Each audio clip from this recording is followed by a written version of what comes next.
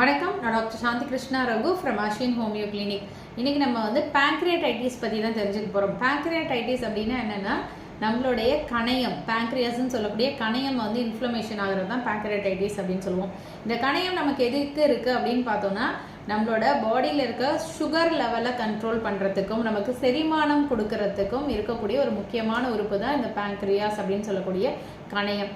So எப்போ இந்த pancreas inflammation ஆகுதோ அதுதான் நம்ம பேங்க்ரியாடைட்டிஸ் அப்படின்னு சொல்லுவோம். இது அக்யூட் அண்ட் க்ரானிக் அப்படின்னு ரெண்டு இருக்குது. அக்யூட்ன்றது சடனாக வரும், கொஞ்ச நாள் இருக்கும், தன்னால் சரியாயிடும். க்ரானிக்ன்றது ரொம்ப வருஷமாக இருந்துக்கிட்டே இருக்கும். ஸோ அது என்ன ஆகும்னா, அதோட ஃபங்க்ஷனையே ஸ்பாயில் பண்ணி அந்த கணையம் சரியாக வேலை செய்ய விடாமல் பண்ணும். இன்டைஜஷன்னு, டயபெட்டிஸ், ஸோ இதெல்லாம் க்ரியேட் பண்ணும். ஸோ இந்த கணையத்தில் அக்யூட்டாக பேங்க்ரியாடைட்டிஸ் வரும்போது பார்த்தோன்னா, அப்பர் அப்டோமினில் பெயின் இருக்கும், மேல் வயிறில் வலி இருக்கும். அந்த வலி நமக்கு முதுகு வரைக்கும், பேக் சைடு வரைக்கும் அந்த வலி ரேடியேட் ஆகி போகும். அது மாதிரி பார்த்தோன்னா டெண்டர்னஸ், நம்ம வயிற்றை தொட்டோம் அமுக்கணும் அப்படின்னா வலிக்குதுன்னு, அந்த பேங்க்ரியாஸ் இருக்கக்கூடிய ஏரியாவில் நம்ம அமுக்கணும்னா வலிக்குது அப்படின்னு கத்துவாங்க. ஸோ அந்த மாதிரியான ஒரு டெண்டர்னஸ் இருக்கும், ஃபீவர் வரும். அது மாதிரி பல்ஸ் எல்லாம் ரொம்ப படபடன்னு வேகமாக அடிக்கும், பல்ஸ் எல்லாம் ரொம்ப அதிகமாக இருக்கும். பல்ஸ் செக் பண்ணி பார்த்தோம்னா அவங்களுக்கு பல்ஸ் ரேட் கூடி இருக்கிறத பார்க்க முடியும்.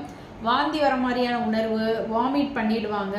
ஸோ இதெல்லாம் அக்யூட் பேங்க்ரியாடைட்டிஸில் இருக்கும். க்ரானிக் பேங்க்ரியாடைட்டிஸில் பார்த்தோன்னா எப்போதுமே வயிறு வலி இருந்துகிட்டு இருக்கும், அப்டோமினல் பெயின் இருந்துக்கிட்டே இருக்கும். அது சாப்பிட்ட பிறகு பார்த்தோன்னா அந்த வலி அதிகமாகிறத பார்க்கலாம். சாப்பிட்ட பிறகு யாரெல்லாம் அடிக்கடி வலிக்குதுன்னு சொல்கிறாங்கன்னா அவங்களுக்கு பேங்க்ரியாடைட்டிஸ் இருக்கா அப்படின்றத நம்ம செக் பண்ணோம். அது கூட பார்த்தோன்னா வெயிட் லாஸ் ஆகிட்டே இருப்பாங்க.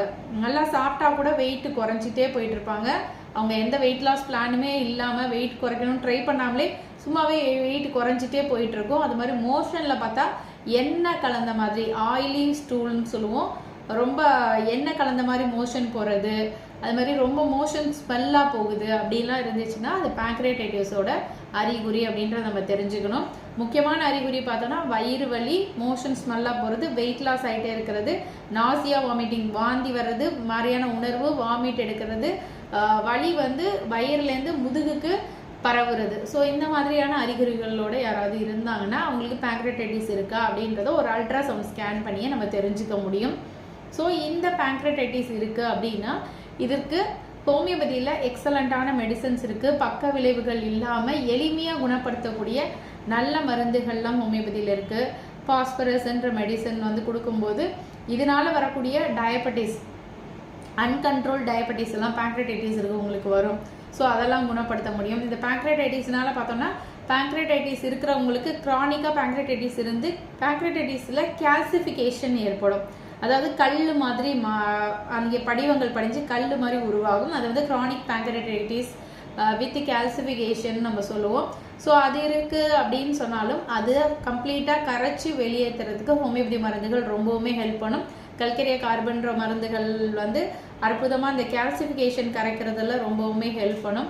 ஸோ அவங்களோட சிம்டம் சிமிலாரிட்டி, அவங்களோட மோஷன் எப்படி இருக்குது, ஆயிலியாக இருக்கா, அவங்களோட ஃபவுல் ஸ்மெல்லாக இருக்கா, அவங்களோட பெயின் எந்த மாதிரி இருக்குது, அவங்களோட ஃபிசிக்கல் ஜென்ரல் எப்படி இருக்குது, மென்டல் ஜென்ரல் எப்படி இருக்குது, ஸோ இதோட டோட்டாலிட்டிஸ் பார்த்து அவங்களுக்கான பர்டிகுலர் ரெமடியை தேர்வு செஞ்சு கொடுக்கும்போது இந்த பேங்க்ரியாடைட்டிஸை ஹோமியோபதியில் முழுவதுமாக குணப்படுத்தலாம்.